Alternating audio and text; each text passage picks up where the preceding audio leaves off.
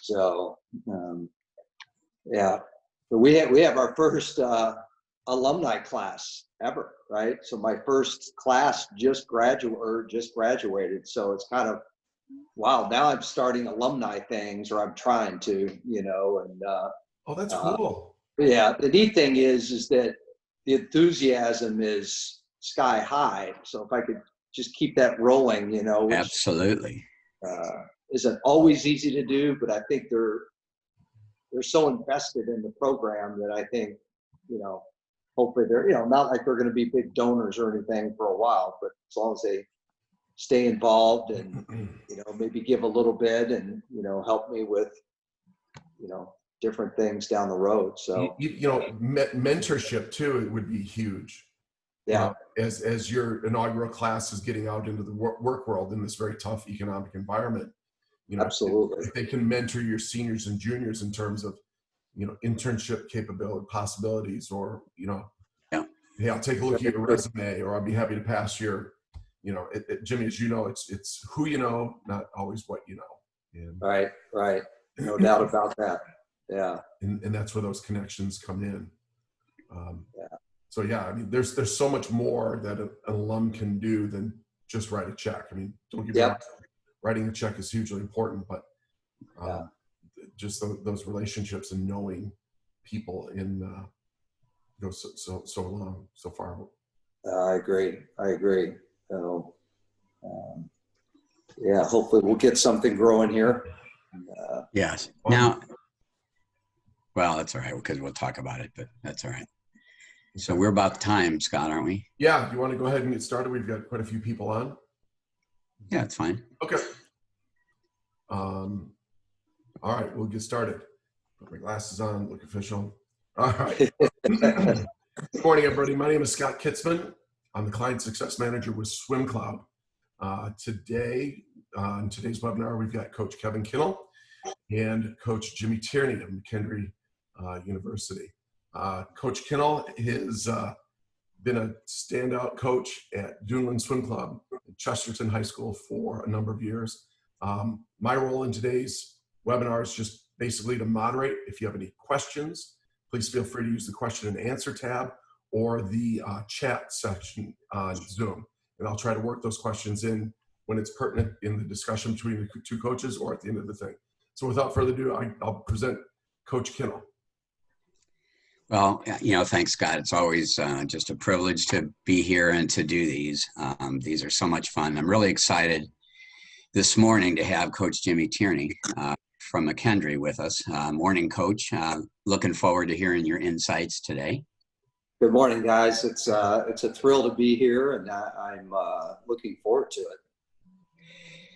In case there is anybody out there that's not familiar with Jimmy's background, he built the McKendree program basically from the ground up in less than 5 years. And I'm going to ask him the exact date as we get going here. But his men's team at McKendree this year was leading the Division II NC2As before it got canceled because of COVID. Before McKendree, he had 20 plus years as head coach at Northwestern University. And he's been Big Ten Coach of the Year several times. This past year, he was Great Lakes Valley Coach of the Year. His kids have won, numerous Scholar All-Americans and Sportsmanship Awards. So he does it in the classroom as well as in the pool. He has experience coaching at the club level, at the college level, at the international level. He's been on the ASCA board for a number of years. Really a pleasure to have you here, Jimmy.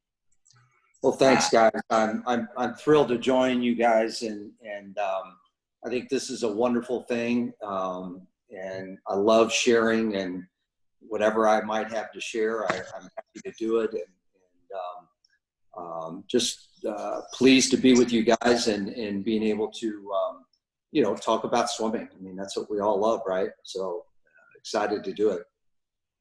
Absolutely. And we want to, when you got to McKendree, there was no pool. I'm sure there wasn't many swimmers, so how did you start things? I mean, how do you start recruiting before you have a pool and all of that? So kind of give us a little insight on how that happened.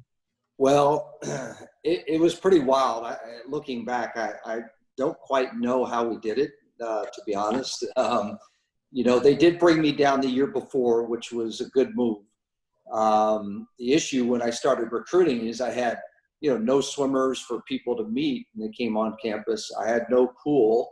At one point, I could share a clear dirt field and say, all right, that's where it's going to be. And of course, I had the architect's rendering in my office, and I could show that. And so I met with people. My office was actually in an old house, and it was painted white, so we called it the White House. And I would sit with people around this kitchen table, and that's where we would meet. And you know, it was kind of very homey and, you know, personal. But I just really was winging it initially and contacting coaches. Find a way to make it work, right? Yeah. Yeah. I mean, yeah, it was crazy, you know, and I had the benefit of some wonderful people on campus. Our president, who just retired, was an ex-swimming coach at University of Southern California with Peter Dalen. So, you know, I was very fortunate to have a passionate leader on campus who loved swimming. And it just took him 22 years to get, you know, swimming going at McKendree. And but they did it right, because they weren't going to do it until they could do it well. And that was a really smart thing. They wanted to have the facility and, you know, that kind of thing. So, you know, I tell you what, I recruited more internationals in 1 year than I recruited my entire career up to that point. So kind of almost opened up a new world for me, which was kind of exciting. So, but yeah, we had 12 guys and 4 girls our first year. That was it. And on the women's team, our very first practice, we were doing some dry land conditioning on a track, just some running in general, nothing fancy. And one of my girls hurt her knee within 10 minutes of starting. And after she saw the doctor, he said, "You're done." So I lost a swimmer in the first 10 minutes of practice. And it took us down to 3 girls. And then at some point, somebody talked a tennis player who had swum in high school into switching sports so we could have a relay. And that's how we did it our first year on the ladies' side. We could not even accumulate enough points to win a dual meet. So in some ways it made it easier, right? I didn't have to worry about strategy. I just put people in events wherever I wanted them to swim, and some events we'd have nobody, you know, and but it worked. Our guys actually won a few meets and ended up 25th at NCAAs with I think we took 6 guys, only 2 individual and 4 relay guys. But our relays were pretty good, and we had a guy score well in the backstroke events, and so off and running. Yeah, you know, you made do with what you had, and it's impressive to get how far you've got in such a short amount of time. Take us through a typical day now during the collegiate season for you. You know, in terms of doubles, how long do you go? Kind of yardage, philosophy, Sure, that type of thing. sure. Yeah, you know, we really try to get them fit and lean and strong, et cetera, outside the pool, you know, as athletic as possible. And so we do actually, for about a month, we do a lot of outside the pool stuff. I don't start doubles for 3 or 4 weeks in the pool because we're not just getting conditioned and you know, taking them out of their, you know, element that they're used to in the water, so we can, you know, kind of challenge their bodies a little bit, push them in areas that maybe they're not used to. But I also want, you know, to develop athleticism, and so we talk about that a lot with our strength coaches, and so that's a big part of what we're doing. Once we get into the, you know, full slate of our swimming, they're doing either 8 or 9 swim practices a week. More the distance swimmers and the 400 diameters, and maybe some of the 200 strokers do the 9, the others do 8. So we double on Monday, Wednesday, Friday. 6 a.m. practices, which isn't too bad. And then we're 3 to 5 in the afternoon. And Saturday, we also do a swim in the morning, and then we actually go to the weight room to finish up. That's the last thing we do. And it's usually a tremendous weight session on Saturday. I mean, it's there have been a couple times when I've texted our strength coach and said, they looked white. I don't know if you're going to get anything out of them. And then they get there and they start moving a little bit. They crank the music up, and before you know it, it's great. I mean, the energy is fantastic, and they're finishing it out. And then literally, we got this turf area in our weight room where we could do some, jumping and different things, plate pushes and whatever. And is your weight room in close or proximity to where your pool is? It's about 5 minutes away. Yeah. Uh-huh. So not bad. Yeah. So it's not bad. No.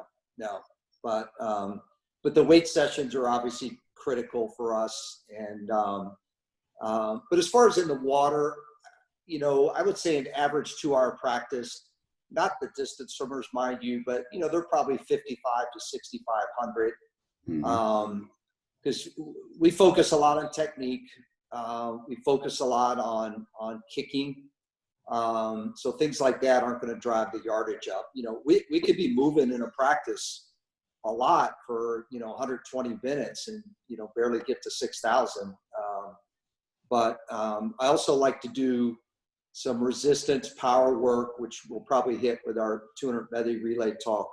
I like getting the toys out, as I call them, get the toys out from parachutes and drag socks. And, we have the old fashioned tubes that I swam with when I was a high school swimmer in Lakeside Swim Club in Louisville.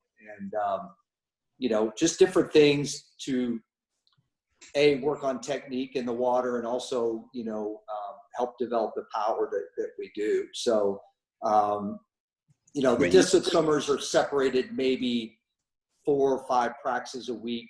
But we do a fair amount of team workouts and team sets, because that's, I think, have been a big part of our success, is developing the team. So we try to do that as well. And we may start everybody off for the first 50 minutes, 60 minutes, and then we may split up into groups on the back half of the practice. So, mix and match depending on the day. Yeah. And it's evident because you really don't have too many weak links to your program. You've really developed that. So it's clear. And I do want to touch on culture a little bit later, but that, is so big. And when you were talking about using toys, things like that, I mean, all that stuff is just motivation. And that's really fun. I also wanted to touch a little bit on, your thoughts on peaking and tapering a little bit. I saw that your conference meet was about a month before the NCAAs. Right. And everybody's got different, philosophies there. At the conference meet, I believe you guys were second, the boys were second, and the girls were like 4th or 5th. Right. And you obviously had a tremendous NCAA meet. So what are your thoughts on how to do that? Well, we don't rest and shave in the fall. We may suit up, maybe do a 2 or 3 day rest, just to see where we are. So I feel like, you're training from end of August all the way through. Hopefully they've trained over the summer. I feel like they can rest twice and be successful at it. And I changed maybe a little bit over the years. There was a time back in Northwestern when I would save people through the conference meet, but that was back in the day when you had time cuts, and you kind of knew somebody was going to get there, and you weren't having to roll the dice like you do nowadays for somebody that's kind of right on that edge. But I also believe that, success breeds more success. And, we went to the conference meet, and I just decided we're going to rest them and shave them. And I mean, everybody, even though I knew that some of our guys and girls were going to score at nationals well. But, we decided to make it a full team thing. And, when you say when Go you ahead. say you rested, are you talking, Yeah. a few days, or are you talking No. longer than that I mean, some of the sprinters up to maybe 3 weeks. for the conference meet? Yeah. Oh, wow. Some of the distance guys, maybe just 5 days. Fabio didn't do a whole long rest. But in the girls, probably more week and a half kind of thing. So I kind of, there's not a ton of science behind it. It's just, that gut feeling, and these guys need a little more and these guys need a little rest, less. That's the art of coaching, right? Yeah. So, even though NCAA's is always the peak of the season, when I get to conference, those that are going on to nationals, or I believe will go on to nationals, I think it's as much of a mental thing too. And we talk about, we're going to go to the conference and swim really fast. And then on Monday, we're flicking the switch and we're back at it, right? And I don't mean, hard training on Monday, but I want them mentally to be able to switch off from the conference and all of a sudden start focusing on nationals and how they're going to get better, right? And that's all we talk about. How are we going to get better at nationals, kind of thing. And I'm not one that empties the tank on their yardage. I feel like our guys always have enough going where they could still continue on and pick up into their training fairly quickly. Even my best sprinters, they're not floating for several days out. They're still doing a little bit of work and, staying sharp. Yeah. And I think you have to, if you're going to go, 12, 14 races and a championship meet. I mean, absolutely. And prelims, finals. Yeah. Absolutely. Yeah. And NCAA's, you have more because the relays you have to qualify, all but the 800, you have to swim morning session relays. Whereas at the conference meet, you don't. So, here you are in your second rest and you're expected to swim more events and swim them really well. So, it's a challenge, but I think that's why you train hard throughout the year to get ready for that. Yeah, right. And that sells the kids too about training hard, is getting to rest at the end and doing that. And so much of it is getting them to buy into your philosophy, and you certainly have. And that's, that's due to your experience. So that's wonderful. Last week, we broke down a couple of your swims from the NC2A meet, and even with that shortened meet, you guys managed to win. The 1,000 free, that was the opening event, and then the 200 medley relay, which turned out to be the last event. And I thought that was so interesting because they're extremes. The 1,000 is just training and pace work, and we want to talk about that a little bit.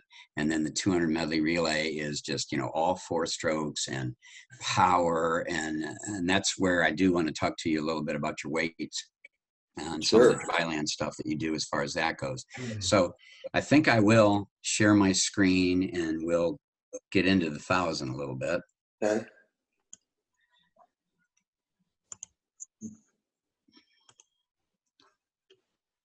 Okay, I'm going to show, I broke the 1,000 into a couple of segments, and I showed this segment here that I'm going to show is like from the 300 to the 500. And this is Fabio De Lu. I think his overall time was 8:59.50. Awfully impressive. This particular 200, he was 1:48.77. So what I want to do is let you run through his technique a little bit. Yeah, Fabio's just a beautiful swimmer. He actually has, he's not very tall. He's fairly, small guy, but he's got a little bit of speed. And so, that really helps. That he can shift gears. I talk about shifting gears, and he's got, if you're a car, right, he's got that 5th gear that he can find when he needs it. But, fortunately, I didn't have to do anything dramatic with this technique. To me, it was just trying to keep him balanced. Sometimes if he, breathes to one side, just so often he kind of gets a little bit out of balance, as I call it. Now, They're one-sided. Yeah, when he trains in practice, he breathes both sides a lot more. And so I'm fine with him, doing whatever he's comfortable with when he's racing, as long as we train it, with working both sides a little bit. But as you can see, he just gets into a really good rhythm. He's got a good flow. He's actually pretty quick on the walls. Now his shorter races, he'll stay down, maybe a little bit longer. He's a good kicker, so he's got good legs. And but with the distance races, to me, air is important, right? Get your oxygen. So I'm fine with him coming up fairly quickly and trying to grab that air. I think it helps you in the long run. Yeah, for those longer events. Yeah, and everybody's got a different philosophy behind this.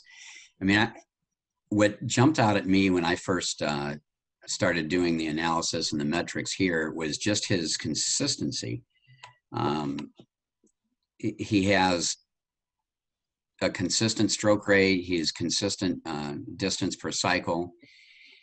He's actually consistent too. You say you're okay with him coming up a little early and getting that air, but he does it so consistently.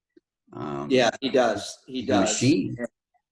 Yeah, and one of the most impressive races of any athlete I've ever had was his mile at the conference meet. And other than the very beginning and the very end, I don't think he varied more than 2/10, all the 50s. And he almost broke the national record in that race at the GLVC meet. The GLVC is the deepest, best conference in Division II swimming, in my opinion. It's got tremendous coaches, tremendous athletes. It's a greatly competitive conference. I saw some of the results of that, pretty fast for a conference meet. Absolutely. Yeah. Oh, but I think with Fabio, obviously you got to train to be able to do that. He does do some open water swimming. Oh wow! In fact, he's got in about 3 weeks, he's got a 10K nationals, and he's from Italy. And so he'll compete in that right before he comes back to school. So, he does a good job with it. And I don't think he does kind of super high in volume, even back home. It's certainly good, but it's not, he's not going over 100,000 a week kind of thing. And Sure. we don't do anywhere near that in our program.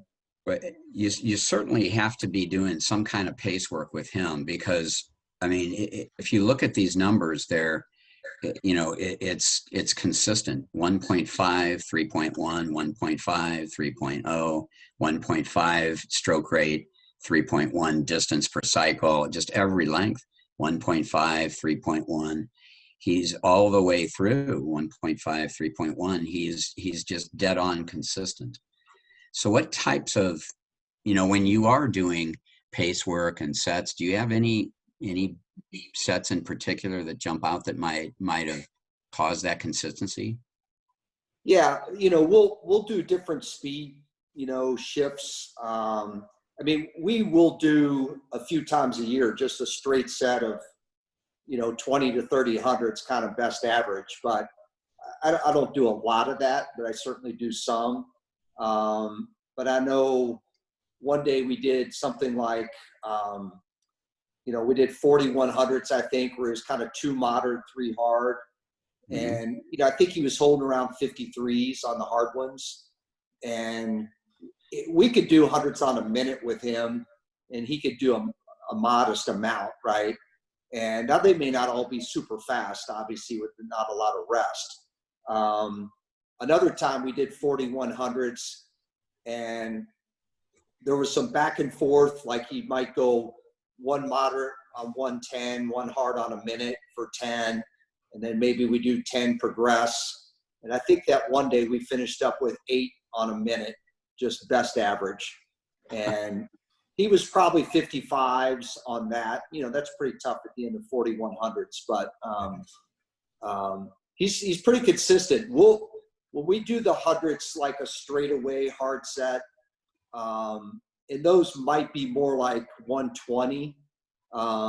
He could get down to 52s, and then twice this year, as the rest of the team was finishing up, we got them all on the side of the pool to cheer on the distance swimmers as they finished the set. And he was 50 point, maybe, I think he was under 50 on one of them at the very end. So we train so that he will finish these sets as fast as possible. Well, I tell you, it's evident here, and I'm gonna compare. Let me get out of this for a second. This is the clip that we just saw, and I also did a comparison of the 800 to the 1,000, and the first part of this is identical. 6 cycles in the early part of the race, 6 cycles as he's closing in, 1.5, 3.1, like we said, all the way through. 6 cycles, 6 cycles. Once he gets to about the 900 here, you see the tempo starting to increase, 1.4 now instead of 1.5, 1.3, and he's starting to really go. And what I noticed too on this, and I'm going to show the video, is that right there is where he seemed to put his legs in. Yeah, again, he could shift gears. So we do a lot of hard kicking. So his legs are in great shape, really good shape. And he's good with the legs. You know, he was on our 800 free relay. I think he split 138. Yeah. So he's got modest speed. But again, here he's kicking, but later in the race here, and I think it might be right off this wall, you just notice a change here. Look at this. Yeah. Yeah, he'll bring it in. He'll bring those legs in. And again, he knows how to step it down another gear, I think, or, you know, finish off whether he's swimming a 500 or 1,000 or 1,650. You know, unless he's really beaten down during the year and really tired, he always steps it down at the very end. And you can see it. That rhythm is picked up a little bit. The legs are hammering away. Absolutely, and hammering away, yeah. Yeah, yeah. So he's a really good racer and very competitive. Yeah, this was awesome. You know, clearly the training behind him, pretty impressive. Yeah, we had another good distance swimmer too that was an NCAA finalist and several other guys that train really, really tough, even though they maybe aren't milers. And we could sometimes have 10 people in a distance group, maybe even 12. So the day-to-day training is really good. And you know, I give a lot of credit to the teammates that he trains with because he's got people to swim, you know, tough with every day. Yeah, and that is so important, isn't it? They can get get that energy going in practice, and that makes all the difference in the world. That's awesome. Absolutely. Absolutely. And I think to have a group of that size with a college team, I love it because, you know, I think many schools, they're just, you know, not that many in the distance group. It tends to be a relatively small group, but yeah, we've got a big one, and they're really, really good workers and, you know, come to train every day, which is great for me. Well, yeah. And that brings, it brings excitement to practice. It makes the kids want to be there, makes them want to work harder. Absolutely. That is pretty cool. Yeah. How many kids do you have on the team total? Like your men's program, then your women's program? Now this will include divers. So we'll be just over 20 with the women this year, and I don't know, maybe 34 or 5 with the guys. So, but that includes divers. So we have about 7 divers, I think, and we're trying to develop that side of the program as well. And so I'm excited because I think we'll, be able to step that up as well this year. Yeah, that is, it is pretty cool. I'm going to go ahead to the Medley Relay here. Sure. And your Medley won 125.29, pretty awesome time. What is the Division II record? That's a great question, and I should have looked it up beforehand. I don't have the record right on me right now, but got to be pretty close. We were really, really close, and the cool thing is that we dropped, I think, 1.1 seconds from conference to nationals with the same 4 guys, and again, they were. Well, I thought they were fully rested for conference, but maybe they weren't, but to drop that much more at nationals, I was really impressed with them. They wanted it bad. And the other thing is we'd not scored a point in this event ever. So we went from never scoring in this event to winning it this year, which was really fun. That's really cool. So kind of like we did in the 1,000, I want to kind of get your thoughts on some of the things here. This is Devontae here, Devontae Tierney, I believe. Yep. Backstrokers. From the Bahamas. Oh, okay. Got a terrific start. Yeah. Again, he's not a big size kid. He's probably one of the smaller guys in that field size-wise, but he's got quickness. He's he's quick, as you said, off the wall. He's not as powerful as that guy, to his left there in lane 4. But I think he's, he kind of almost catches up with him a little bit, at the end of each 25. That guy's just a little bit stronger in water. That guy's a little bit better underwater, but he really, he really finishes too. I thought it was great, his momentum going into the turn here. Yeah, he does a really good job getting into the wall and getting his feet over. I think he could actually stay under longer, and that's something that we'll experiment with in the coming years. This was just his freshman year. Oh, is that right? So our relay was freshman, sophomore, junior. Wow. So, yeah, pretty excited about that. Well, his underwater, I mean, he was 12.2 off the start, 9.5 off the other one. So yeah, maybe extending it out a little bit more on this the second one. But he has he's got good tempo, very even stroke rate going into the wall, and as part of a relay, that's so key. Yeah, makes the breaststroke leg better. So yeah, he gave you a nice leadoff leg there. John, I think it's pronounced Heafy, was your breaststroke. And he's a freshman as well, huh? Yes. Wow. So he's another good racer.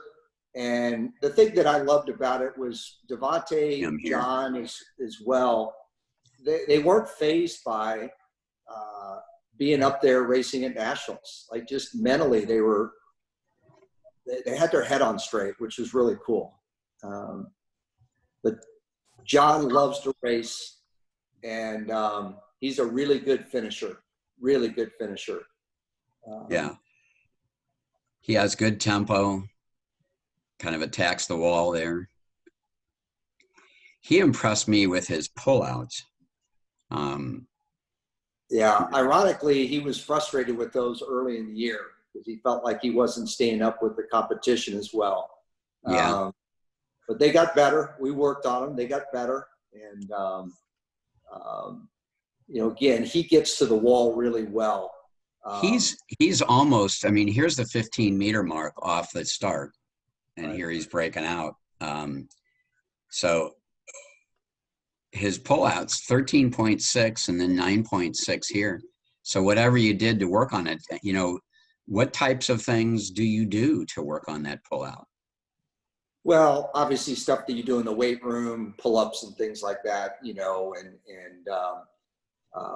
you know, different types of squats and leg strengthening exercise. But, you know, a lot of it, I think in the pool is trying to figure out, you know, limiting the drag, especially with that dolphin kick, and trying to find the right line for your body. I think a lot of people rush into the pool too much, you know, if they kick and then, you know, not even barely finish the kick. So I think a lot of it is just technical stuff underwater, trying to be as clean as you can. And you know, I think with the pullouts to how wide you go at the top, or do you stay fairly narrow and kind of rip it a little bit? I think you just got to play around with it. It's going to be different for different individual swimmers. Yeah. And being able to eliminate the resistance and keeping that body line is so huge. Yeah. You had said that he's a great finisher. You know, here, when you look at his stroke rate, it increases going into the wall. And boy, in a relay, you really want that too. It's going to make that decision for that butterflyer a lot easier. Absolutely. Absolutely. He's one of the best I've had at it. And Greg Lachensky was your flyer. And yeah. What year is he? Greg is a sophomore. Greg has had probably percentage-wise as great a time drops as any athlete I've ever coached. And, you know, we're only halfway into it, which is really exciting.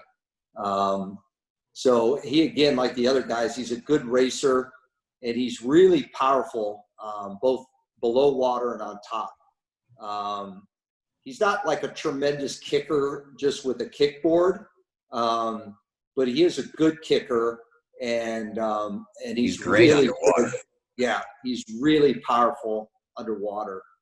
And, you know, we have guys that look at videotapes of Caleb Dressel, and, you know, they're like, we want to be like that. And you know, I encourage them to look at other videos, try different things, experiment with them. And you know, so some of our guys have taken steps forward just by doing that.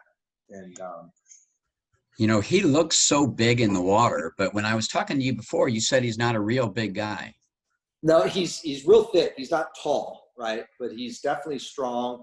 And he actually leaned out between his freshman and sophomore years in a tremendous way that I think took his swimming to another level. He's really cut right now. And, but he's got really, you know, he's got thick arms and legs, and, you know, he could just generate some power. It's really awesome. He is great underwater, you know, 13.3 and 3 meters per second at his speed underwater off the start, 12 and a half, and he's still 2.4 meters per second. I mean, he's flying underwater. That's awesome. Yeah. He has a real fast stroke rate too, 0.9, going out, coming back. Very good. He had a grid finish too to make this transition to the freestyle good. Freestyler, Alex. We call him Xander. Skinner. He goes by Xander. Xander. And he is what year? Yeah, he's a junior, senior to be. And Xander's he's a pro, is the best way to describe him. He works on details all the time. He's one of my best workers. You know, he's just very much into figuring out ways to get better. And you know, and he's smart. So I think he had a fairly conservative relay exchange, but, you know, he knew that, and he made that decision because we had a lead. A little bit of a lead, yeah. And he was sort of calm enough to make that decision. And, you know, he could sometimes scramble the stroke a little bit. I mean, he's not a natural short course 50 guy, although he's very, very good at it. But I think he started off with just a great stroke, and it set him up to be able to finish that off well, and just be able to maintain that lead. I thought, I'm trying to get back to his turn, I thought this was awesome. Yeah, he held his line, and that's something that we worked on with him a lot, because sometimes he would break out a little too soon. And I don't mean necessarily surface, but he would open up and the head would come up underwater a little bit too soon. And but lose there, a little bit of that speed. yeah, there he really held a tight line. And he's not a big dolphin kicker, so he's not going to stay under long, which is fine. He just needs to find a great line and be aggressive with his kicks as he breaks out. Well, here he certainly found when to break out. I mean, he was only 8 meters, 8.8 underwater, but look at how fast he is. Yeah. So he's learning to break out at the right time. You know, only about 5.5 meters here, but still really fast underwater. Even though his tempo is really fast, he's got great distance per cycle. So he must be a powerful kid. He is. He's worked hard in the weight room. He's gotten a lot stronger, and you know, he's one of my taller guys, so he's got good distance per stroke. And he also, the next day, he finaled in the 200 free. So he's got, he's got good range. And, you know, yeah, he's been such a key for our relays throughout his time here, as well as, you know, the 50, 100, and 200 free. Jimmy, I get a question from the field. What are some of the things that you guys worked on in practice to hold that line, or to establish the line, as you said? Well, you know, we'll do different things where sometimes I'll give them sets where I'll say you can't kick or pull till you get to the flags. You know, so they have to learn to come off the wall in a tight line and hold that line. Now, you're never going to do that when you race, of course, right? Other times I'll say, hold your line to the flags and then kick to the, you know, yellow marker or the red marker or whatever. So different things like that, where they have to really pay attention to what they're doing underwater, so they don't lose speed.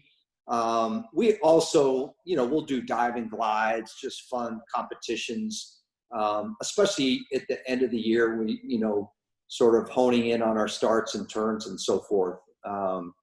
But we talk about it. We talk about, you know, hand placement, where to, you know, have their head in relation to their shoulders, and you know, try to work with them on we're finding the best body position to hold their body line well.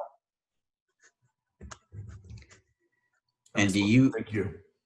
Sure. When you are working on, you know, your underwater kicking, you know, it's evident that you guys work on your tempo and your kick underwater, because a lot of these guys are really carrying it out well.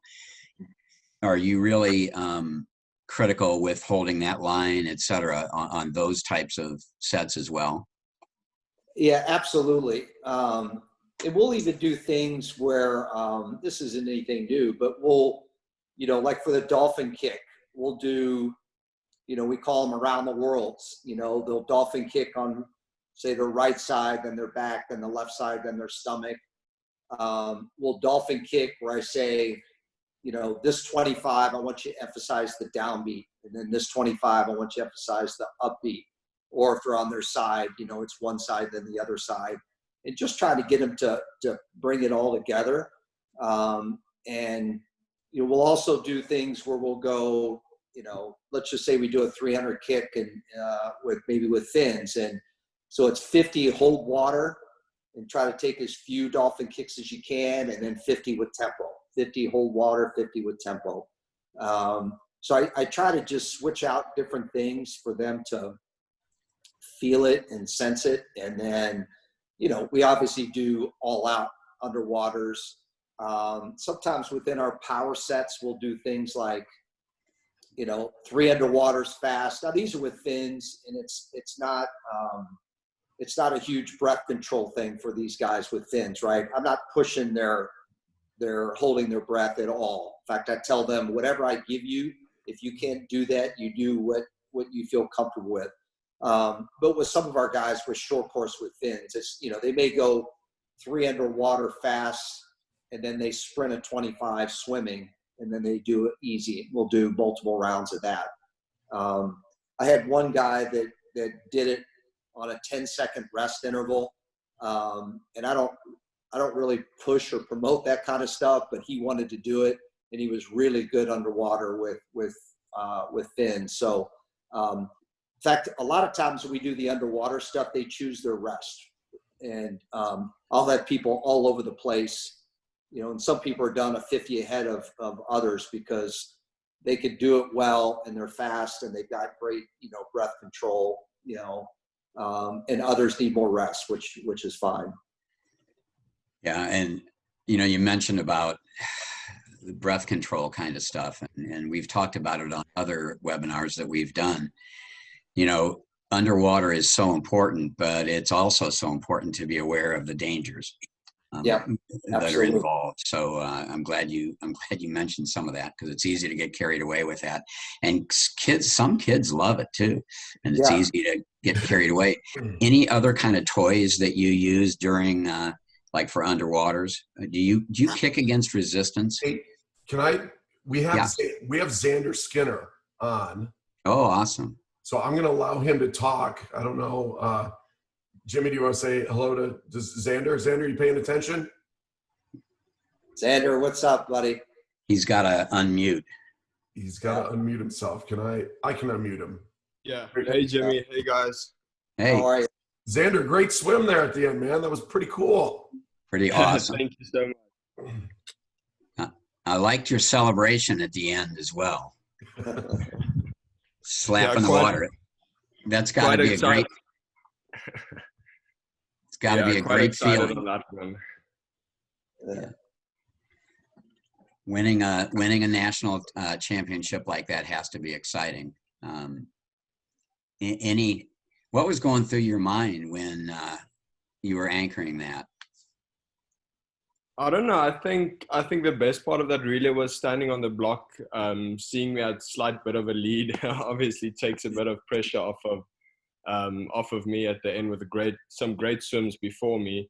So I think as I dove in, just kept my head down off the wall, kept my line, and then that last bit, so I was still in the lead. So I was just smiling a bit underwater. So that was great. And then just brought it home for the team. And that was when I touched the wall, looked up, and I was just ecstatic. Yeah, you've got a motorboat kick. Your feet were, you know, just incredible. And Jimmy, you talked about some of the kick sets. Xander, is there any kick sets that you think really help you? Yeah, I think we usually, Tuesdays, we focus on kicking or pulling, but mostly kicking. So we would do 1275s or 1675s, as in 3 hard, 1 easy, 2 hard, 1 easy. It all depends on where we are in the season. But then it's all out kick on 130. And I think those sets really help, especially like the Tuesday afternoon sets. Very good. Any other sets that you'd like to share with us that you just feel like really help you? I think Wednesday afternoon after class, it's always a drive to the pool, knowing its pace, either 50s or 100s. So usually we start off the season with not too many, at least like 20 50s on pace. And then we go off to the end of the season where it's about 40 to 50s on pace. And I think that those pace sets are probably the best sets in my mind. Just get mentally prepared for the season, getting myself ready for that 200. But it's a good team set as well. That's where you see the team spirit coming through, a bit of the older guys helping the younger guys getting through those tough sets. I must admit, I think Wednesday afternoons and Friday afternoons, a bit of a threshold, more 100 orientated. It's great sets. I like the pace sets a lot. It's clear the culture, you know, is coming through that Jimmy has established. Jimmy's talked about it. Xander reinforced it, just that there's a team effort at practice where guys are cheering each other on and they're working together. That's remarkable. Congratulations, guys. Thank you. Yeah, I wanted to touch on that a little bit. So it's great that you, and not just from Jimmy, but from Xander as well. You know, how did the culture that you guys have develop? Jimmy, how did it start? And then, what are the best parts, Xander? And I'm sure there's stuff away from the pool that you guys do too. Yeah, I think, first of all, when I started the program, I've been coaching college for a fairly long time, and I really wanted to make sure that I had an environment where I was going to enjoy what I was doing for a relatively long time, because I knew I still wanted to coach for a pretty extended amount of time. And I don't know, I just didn't want to deal with, a ton of outside issues. We all have them, right? This is life, and you're dealing with college students. But I felt like if I got good people and that first year, and I talked about that probably more than swimming fast in my early recruiting years. And it was neat because the people bought into it, and they felt like, wow, that's really cool, or that's exactly what I'm looking for. And, when I get people like, some of the, US kids with like Sidney Ray and Zach Breeding, Matthew Meals, I mean, these are just great men and women. And they were excited about helping to build the team. And I sold that too. I said, this is a group effort. This isn't me. We're going to do this together. And, we brought in a bunch of really good internationals that are both talented and willing to contribute to the team. And then having guys like Xander came in, after that, and just brought, I think, another level. Again, I call it like professionalism. Like Xander, to me, is a professional athlete, even though he's still a collegiate athlete, because he thinks about it year round. He takes care of himself, and he's going to do the things to put him in position to be successful. And Xander's got international aspirations as well, and so we're working towards that. But yeah, it starts with the student athletes and just having really good people. At least that's the way I feel about it. I'm sure that you've got the staff to buy into what you're doing too. Absolutely, got a great staff right now. Yeah, and sometimes it's easy to lose sight of that because it's everybody. It's the staff, it's the swimmers. Xander, from your end of things, how is the culture there? I think the culture is great. As Jimmy mentioned as well, I think being quite a few internationals on the team, so being far away from home. So I think that's the closest family aspect we have year round, is with the team, with our coaches, the training staff as well, including the trainers, the weight coaches. So I think it's a big family thing for us, because that's the closest thing we have to family year round. We sit together at the dining hall. We do activities during the night, as in watch a movie together, hang out with friends and stuff on the team. So it's very team orientated in and out the pool. Just to touch on it, we have a pillar system, and one of the pillars that keeps our foundation is family. So I think that family, we bring that atmosphere outside of the pool and into the pool. So it's a really encouraging atmosphere. If someone's hurt, we all support. If someone wins, we all celebrate. So I think that part is great, that we'll all share the emotions together and not let someone or let them feel out, in a sense.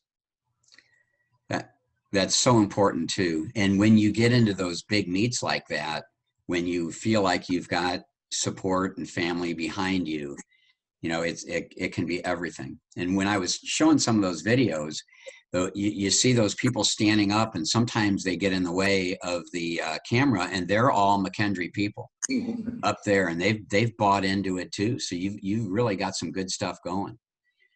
So yeah. Go ahead. We had, Kevin, just to tell you, that crowd. Now, we had about a dozen athletes drive from Southern Illinois to Cleveland, about a 10-hour trip. And I think we had the largest cheering section there, and certainly more student athletes there. And it's not like we were close by. So again, that sort of showed me again basically the love that they have for each other, and the desire to help each other be successful. And the cool thing is that we celebrate successes at all levels. And, I remember picturing guys like Kyle Shahanian doing a time trial at conference meet and going a best time, and everybody getting fired up. And, and other guys just dropping time, maybe not even having a shot to be a top, top 16 qualifier at conference. But everybody's into the successes of each individual, whether they're winning or not. And I think that's really cool. It is. They feel like they're part of something. Absolutely. And Absolutely. that's the way to develop a program. And I got to ask you too, I mean, what's the outlook next year, on the men's side, the women's side? Well, I'm really excited about both. Obviously, we don't know exactly what the season's going to look like, and we're not 100% sure who all's going to get here, from the international side. Yeah. So it's going to be interesting. I mean, if everybody's here, we might even be a little bit, better men's wise overall, although we're losing some really, really good swimmers, but I don't know if that's going to be even possible this year.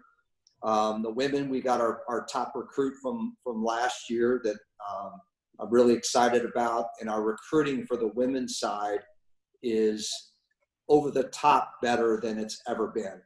And a lot of that is give credit to my assistant, Nathan Townsend, who's done a tremendous job with me on the recruiting.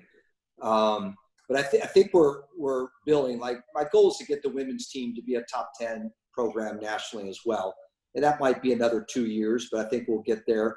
Obviously our men, I don't talk a lot about winning team titles. They do, which is fine. I'm more of that day to day. We got to get better every day. But I love it when they dream and, if they want to talk about winning a ring and that kind of thing, have at it, as long as they're putting in the work every day and, trying to get better. So yeah, I think we have the chance to be very successful. I mean, obviously, you looked at, we didn't have any seniors on our Medley Relay, for instance, and we've got some big time scorers coming back. So we just have to keep our fingers crossed that we have the majority of them, on campus. Yeah, this has been a very difficult time for everybody. So hopefully that's going to get better and they will be back. But we're going to be excited to watch you guys and to see how things develop, because it's been awfully impressive. And talking to Xander, what an impressive young man too. Clearly has his head on right. Yeah. Xander, can you get your video on there? Like, people should be able to see you there. Yeah. And if it's not good time for it, that's fine. No, it's fine. They just need to allow my video to get on. Oh, that's fine. That's fine. No, I Kevin and Scott, I'm tremendously blessed. I've got a great group of athletes.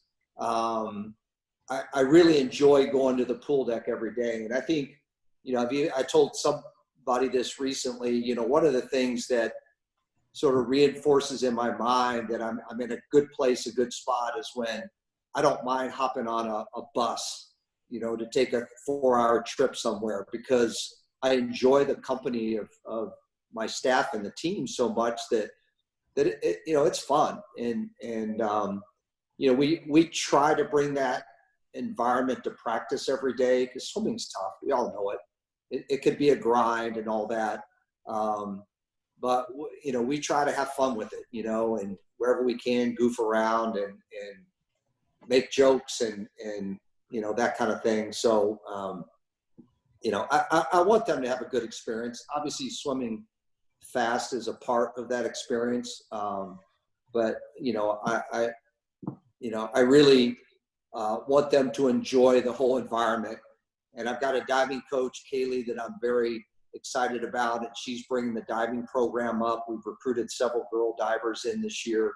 And I think that's going to be a big step forward for us. So we get along real well.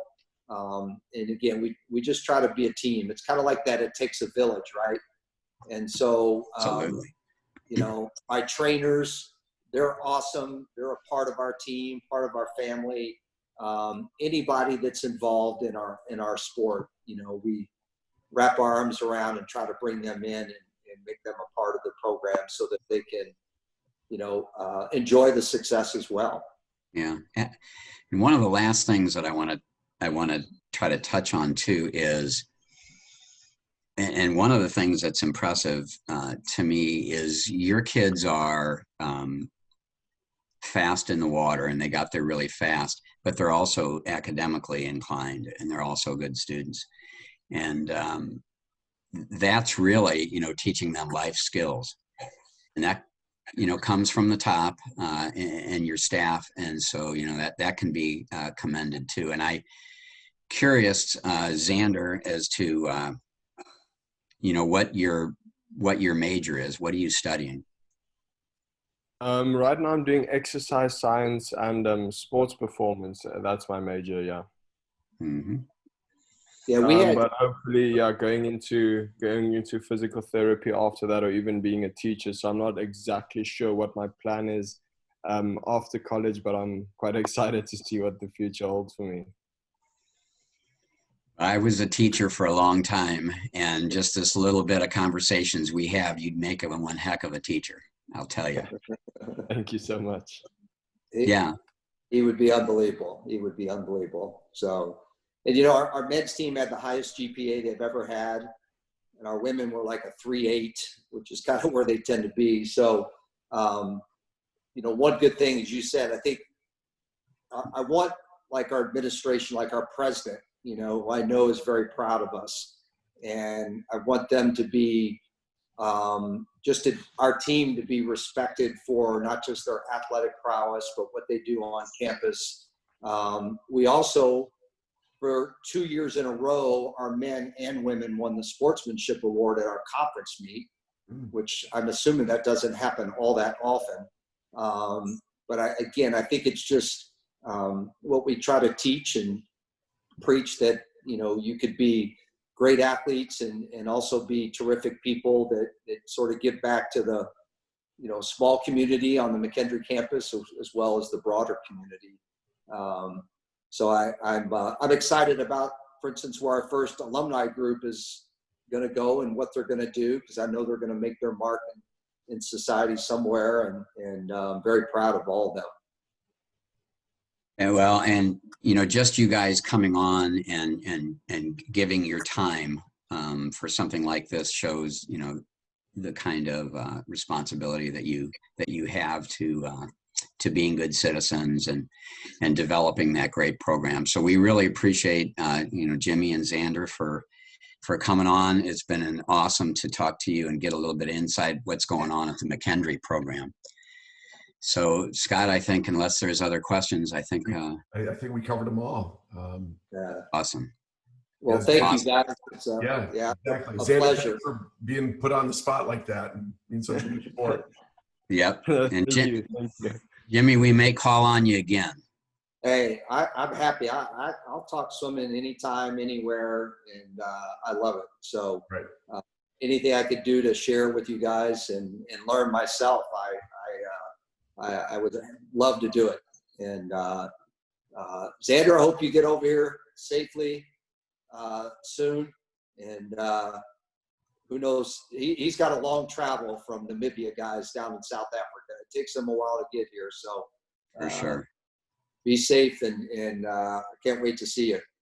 Thank you, Jimmy. Same here. Very, very excited to get back with you and the team and stuff. So excited. Great. All right. Thank you. Everybody. Thank you. Appreciate it. Thank you. Our pleasure, guys. Have a great Guys, day. take care. Thank you. All right. We'll see you.